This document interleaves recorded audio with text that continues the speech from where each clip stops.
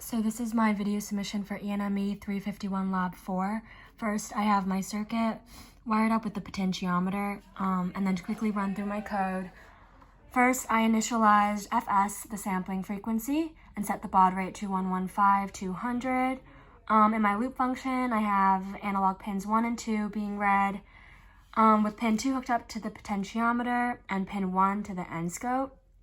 I then added a delay using millis plus a while loop, and this basically allows us to collect one data point from our analog input every dt milliseconds. I've then created the formula for delta t, change in time, which is dependent on the sampling frequency. And then I created a series of if statements that are dependent on the value set by the potentiometer, and based on that, it will create the sampling frequency value that we will see in processing. Okay, so these are my plots at a frequency of 75 Hertz with the labels of each sampling frequency at the top. So as we can see, aliasing occurs at a sampling frequency of 100 Hertz and 142 Hertz, which are both charts on the top. And then these are my plots for a signal at a frequency of 100 Hertz with the labels of each sampling frequency at the top once again. And in this case, we have aliasing occurring at a sampling frequency of 100 Hertz and a sampling frequency of 142 Hertz, which are the top left and top right plots. These are the plots for a signal at a frequency of 215 Hertz. And in this case, we have aliasing occurring at sampling frequencies of 100, 142, and 200 Hertz. And that would be top left, top right, and bottom left. And then finally, here are the plots for a signal at a frequency of 300 Hertz. And in this case, we have aliasing occurring at all the sampling frequencies. So at 100, 142, 200, and 500 Hertz. And then here's my chart displaying the theoretical and experimental alias frequencies for each respective sampling rate.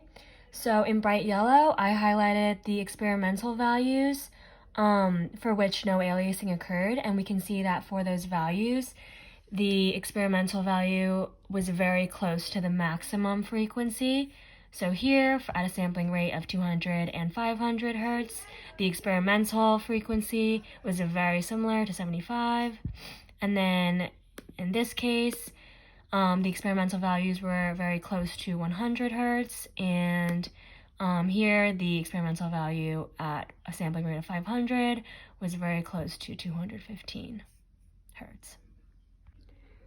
So this is my work for the theoretical calculations. I divided it up and calculated at each sampling frequency. So we can see that when the Nyquist frequency was greater than the maximum frequency, no aliasing occurred, and the theoretical value is just equal to the maximum frequency. So here's at 500 Hertz. Here's at a sampling frequency of 200 Hertz.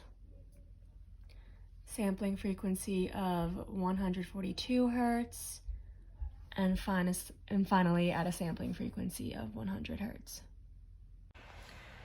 All right, and then switching over from A1 to Pulse 1, this is what my end scope looks like for the square wave. And then looking at the VSA plots for the frequency voltage plot, we can see that there are many peaks. And this is because a square wave can be represented by a harmonic series or an infinite sum of sines and cosines. This is my end scope for the triangle wave at 10 Hertz.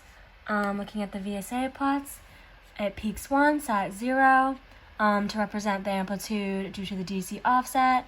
The fundamental frequency here at 10, and then the other smaller peaks are just required to construct the rest of the Fourier series.